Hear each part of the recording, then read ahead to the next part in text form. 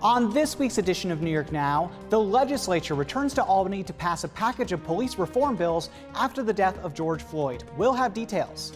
20 years of wanting a fair and just system, it's finally coming along. Assembly Speaker Carl Heastie joins us to discuss the changes and the state's finances. Republican State Senator Fred Akshar shares his perspective as a former member of law enforcement. And State Senator Jamal Bailey explains why lawmakers are given the public access to police disciplinary records.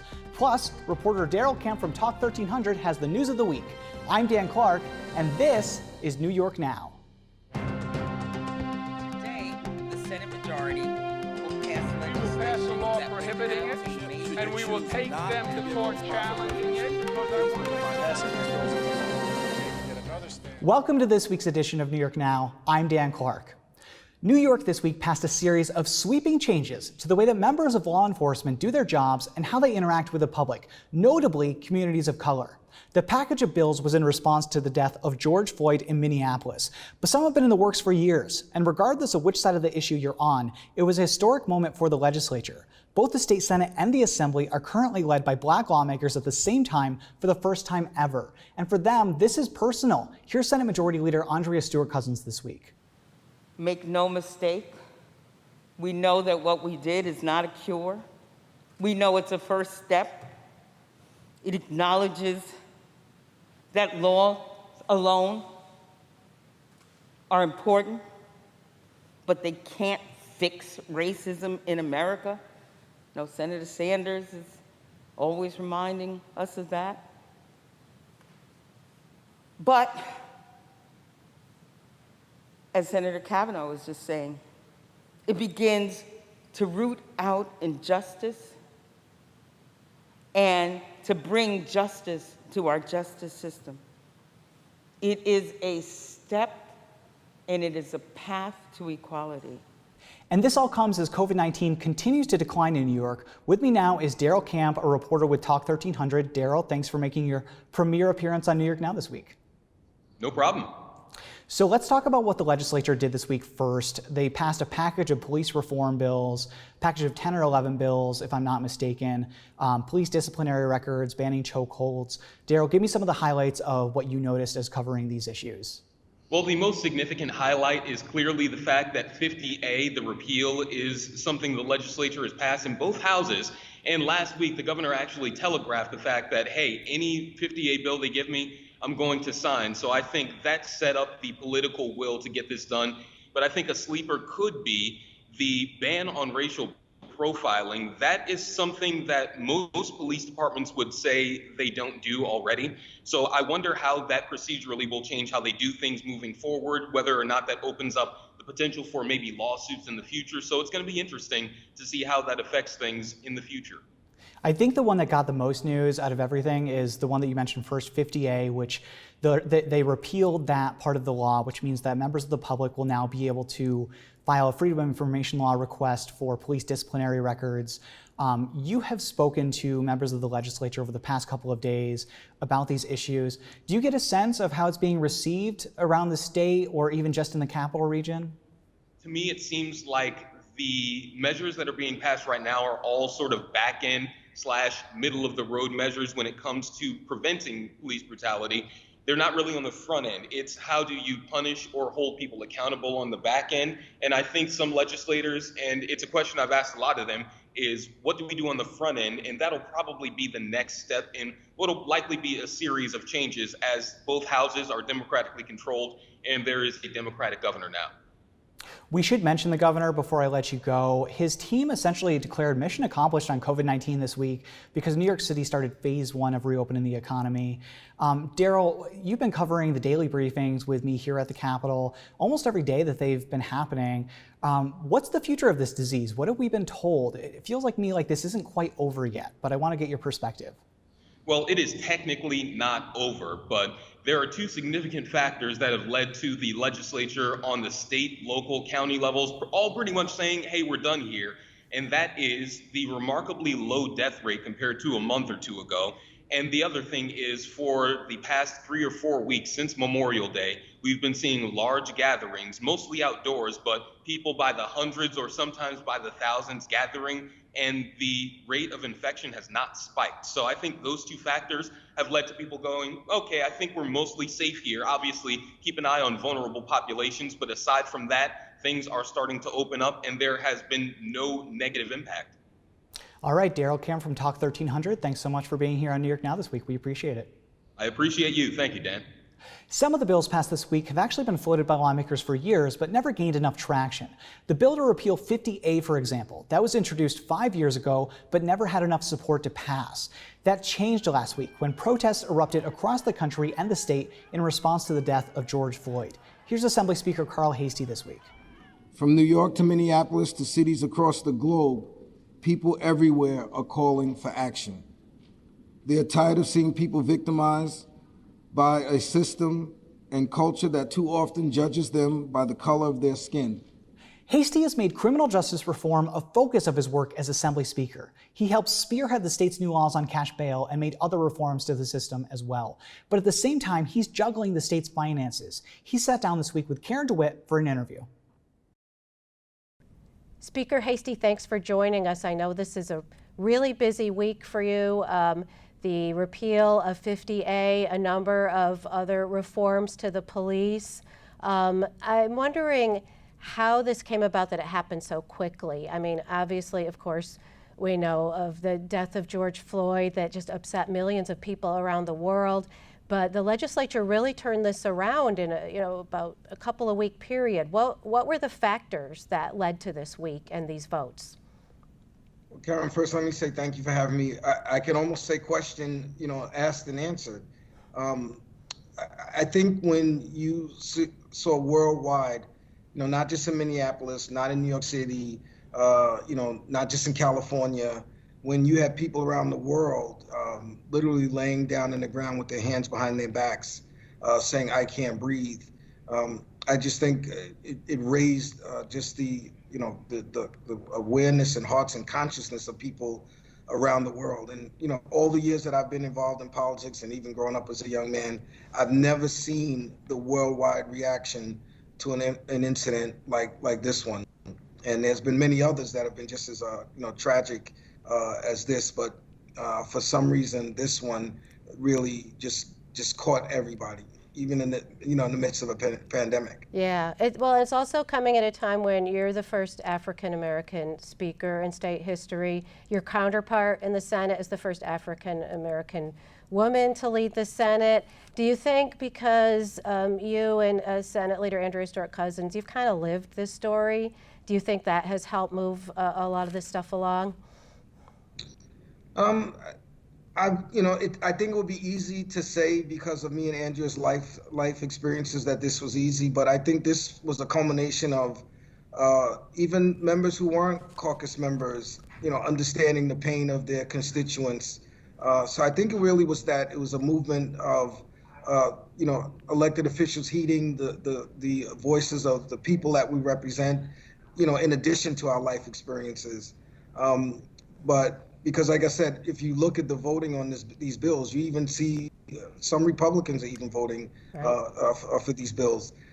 So, it would be easy and, quick and nice to say, well, it's because of my life experience. But I think it's because of everybody's life experience, caucus members and non-caucus members, as well as just the general public saying this is, there has to be a change in how these things are happening in our communities. Yeah, well, that said, do you think these measures can restore trust with the police? I mean, it just seems at this point it's going to take even more than what you're doing this week, right?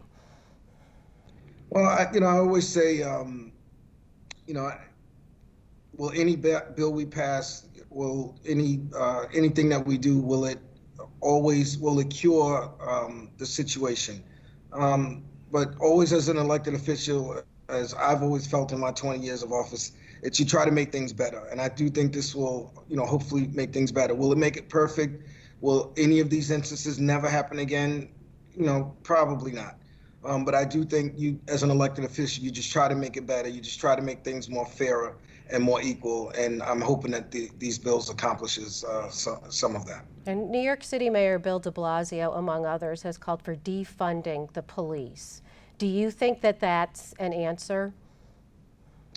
Well, I think what everyone is saying is they really want government to focus on social spending in other areas. It's not just about policing. It's about people, income equality. It's about access to education. It's about people needing mental health services, social work services, spending for children. So I think people are saying there are other things that we really need government to look at and concentrate on. And that's the outtake or the sense that I get from when people talk about defunding the police. Now, there are opponents to what you're doing. The police unions say that especially the repeal of 50A is an attack on law enforcement, and they say they haven't had enough input, this was done too quickly. They say it's like the bail reform that was done in 2019, that part of it had to be walked back in 2020, and they're just definitely not on board with this. Have you been speaking to them, and what would you say to them? Well, listen, I could say I'm sure the police departments, are not happy, and I don't think anyone. It's not an attack on police. It's not an attack on police departments. I think people are just unhappy with bad policing and bad police, not the entire police department or good police. People lay their lives on the line. So it's not about that. It's just about giving the public confidence that those who have been entrusted with protecting people are doing that. So I would by no means say that this is an attack on the police department. I still have tremendous amounts of respect for the police and the job that they do. It's a job that I could not do to every day put your life on the line for others. So it's not an attack on the police. It's really trying to hold accountable bad policing. Right. I wanted to ask you about the state's finances, one of the many crises that we're facing in the state. $13 billion deficit now because of COVID-19, the related shutdowns. The governor says if he doesn't get federal aid, he's going to make $8 billion in cuts to schools, localities, hospitals. And the governor does have the power to do that under some powers that you guys gave him in the budget. Are you going to let him go ahead with that if he thinks that's the best idea? I'm hoping we never get to that point. I'm trying to put my faith in our federal representatives. As I've said many, many times, 20% cuts to local governments, to healthcare, to education is just unacceptable in the eyes of myself and my Assembly majority colleagues. But of course, I was just going to say, but of course, Democrats are in charge in the U.S. Senate, so that's what you're up against is the Republican senators who have said they want to take a pause. Well, you do have Republican governors asking for money. I think since some have tried to make this a blue state, red state, you have some purple states and red states that are asking for aid. So I do have faith in that the federal government will step up. But if they don't, I think we're going to have a long conversation about revenues. Yeah, and what would that entail? As you well know, some of the proposals are raising taxes on the wealthy, raising taxes on Wall Street transactions. Are you open to those ideas? I would say everything's on the table because, again, it's just unacceptable and unimaginable for us to do 20% cuts to the lifeblood of communities. And so I would just say everything's on the table right now. Thanks very much for giving us your time, Mr. Speaker. We really appreciate it. Thank you. Thank you for having me on the show. Take care and stay safe. We have an extended version of that interview online. So not everybody agrees with what was passed in Albany this week. Police unions and Republicans came out hard against some of the ideas, particularly the repeal of 50A. State Senator Fred Akshar is a Republican from Broome County. He's one of very few lawmakers who actually have a background in law enforcement. He was part of the Broome County Sheriff's Office. He joined me this week with that perspective. Senator Fred Akshar, thanks so much for being on New York Now this week. I really appreciate it. Great to be with you. Thank you so much. So, Senator, I wanted to have you on and get your perspective because, unlike a lot of members of the legislature, you actually have a background in law enforcement. You were in the Broome County Sheriff's Office. And I think that gives you a really unique perspective on a lot of these issues. So let's start with the discussion of changing policing, basically. I want to know, as a member of law enforcement in your past, do you think that changes need to be made to the way that police do their jobs, given that what we've seen over the past few weeks? Look, I think that clearly there is an issue when you see the events as they unfolded in Minneapolis. So I think any member of law enforcement would agree with me in saying that what we saw was reprehensible. What we saw, most importantly, was criminal, and those officers, in fact, are being held to account. I think the most important thing to remember, at least from my perspective, is yes, there are bad apples, but there are bad apples in every profession. And those particular bad apples in the law enforcement space need to be weeded out because, quite frankly, what has happened here is that the actions of a few have really painted every member of law enforcement with a very broad brush. And I think that's unfortunate because 99.5% of the members of law enforcement are, in fact, very good people. How do you weed out those bad apples? That's what I keep on going back to, because some could make the argument that you don't really know that it's a bad apple until it's too late, until they go that extra step and kill somebody who, was not harming them or had no threat to people. Does it come with training? Does it come with, more oversight? What can we do?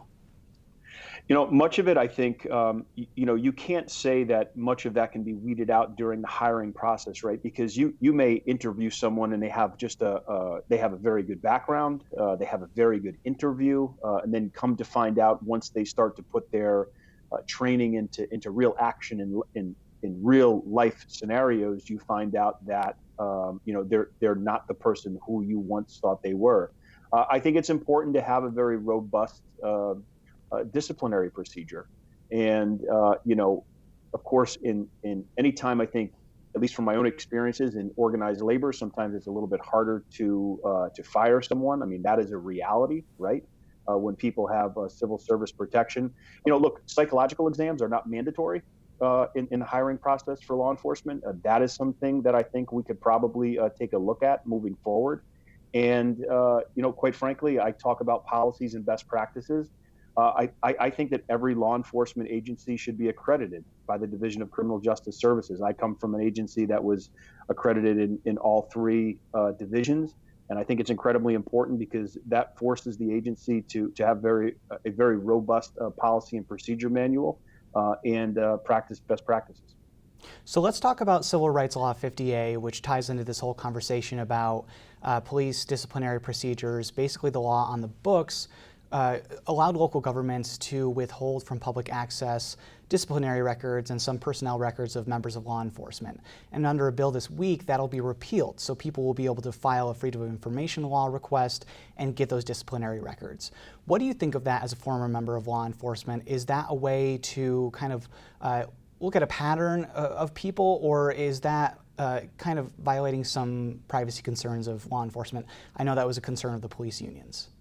Yeah, listen, I have concerns with the bill as currently authored. I know it's been amended a couple of times, but I think what's most important for your viewers to know that there is, in fact, a statutory framework that is currently in place that would allow defense attorneys and others to make application to the court if they thought that getting access to those records was important.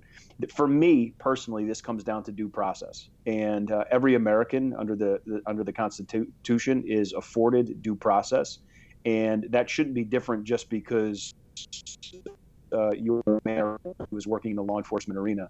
So, I think that I'll give credit where credit is due. I think the sponsor of the bill, Senator Bailey, has done a great deal of listening in the last week or so. They've made some amendments to the bill, which, of course, protects personal information of officers.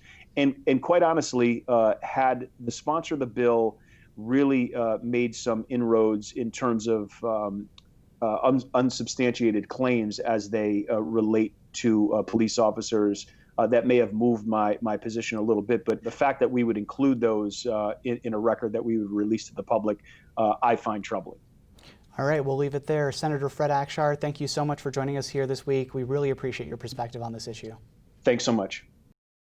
So the bill to repeal 50A was sponsored by State Senator Jamal Bailey, a Democrat from the Bronx who chairs the Senate Codes Committee. He actually debated the bill on the Senate floor earlier this week with Fred Akshar, the guest you just heard from. I spoke with Bailey earlier this week for an interview about the bill and the larger conversation of the police and communities of color. State Senator Jamal Bailey, thanks so much for being here in New York Now this week. I really appreciate you being here. Thanks, Dan. Thanks for having me. I always appreciate talking to you.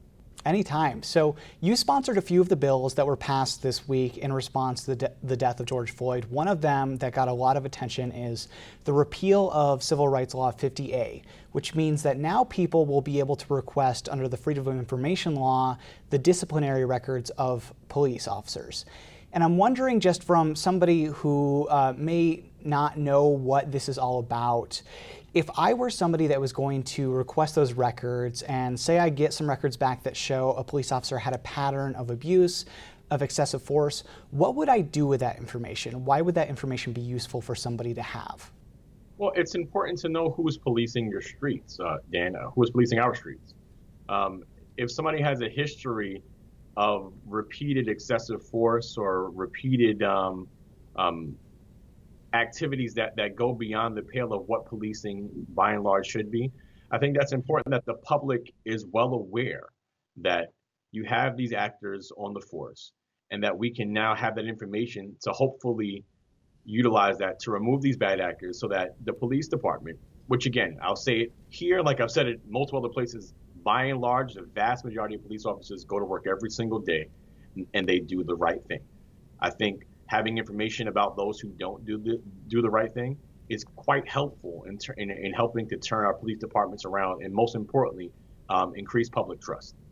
You had a debate this week with Republicans on the Senate floor talking about part of the bill on substantiated versus unsubstantiated claims. So the bill as it's written now and will become law makes it so that both substantiated claims and unsubstantiated claims will be available to the public. And the Republicans argued that these unsubstantiated claims shouldn't be available because in theory they weren't proven to be true. Talk me through your thinking of including both substantiated and unsubstantiated claims.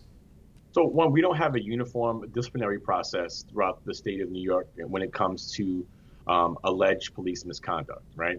So we don't know, like the CCRB in the city of New York, right?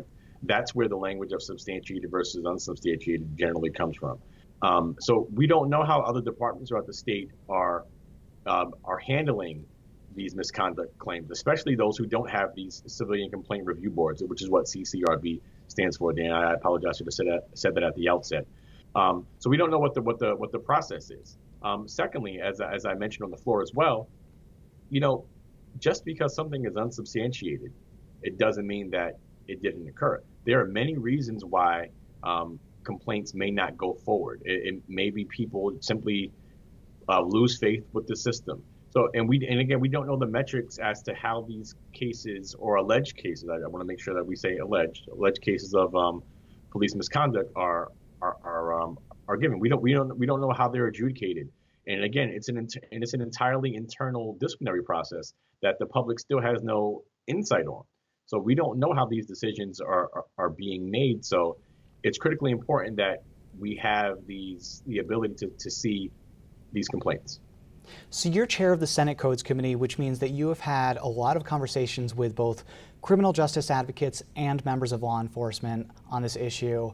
I'm wondering from your perspective, because you are arguably one of the most informed people on this issue in the state, what do you think it will take to get us to a place where there isn't this tension between communities of color and members of law enforcement? Legitimate, open, and sometimes raw conversations. As Senator Akshar and I debated each other on the floor yesterday, while we may not agree on the substance of the legislation, one thing that I can tell you is that I have a great deal of respect for Senator Akshar, not only as a legislator, but as a former member of law enforcement. We don't have the same views because we grew up differently, because we have different political theories, but that doesn't mean we can't have conversations. I would say the same thing happened in the Senate Standing Committee on Codes the day before, where we had, I think, the longest meeting that I've ever held. And Senator Gallivan mentioned as well that we had some really frank conversation. And my colleagues on the other side of the aisle, like Senator Gallivan, Senator Lanza, Senator Flanagan, Senator Akshar, and Senator Boyle, we've had conversations Senator Robach as well, we've had conversations about policing. And again, we may not agree on how, on the end result, but it's critically important to have those conversations. And one of the things that even if people don't agree, Dan, with what necessarily I say or I do, one thing that I pride myself on, and I will always do, is listen to what people have to say. And it's not just passively listening. I will really take into consideration what people say, even if I don't necessarily agree with it. I think that's what we're supposed to do as lawmakers when we're crafting policy that will affect our entire state, not just the Bronx, but Broome County and in Buffalo and in Brooklyn and all the other B's with the alliteration that I can mention, right? I think that's critically important that we listen. And I think that's having these uncomfortable conversations. Put us in a room sometimes and socially distance now, or even on a Zoom now, but we have to have these conversations so that we can get to a better place. All right, State Senator Jamal Bailey, thanks so much for being here. I really appreciate your perspective. It's a really unique perspective that we have here in the legislature. Thanks, Dan. Thanks for having me. We have to leave it there for this week, but thanks for watching this week's New York Now. Have a great week and be well.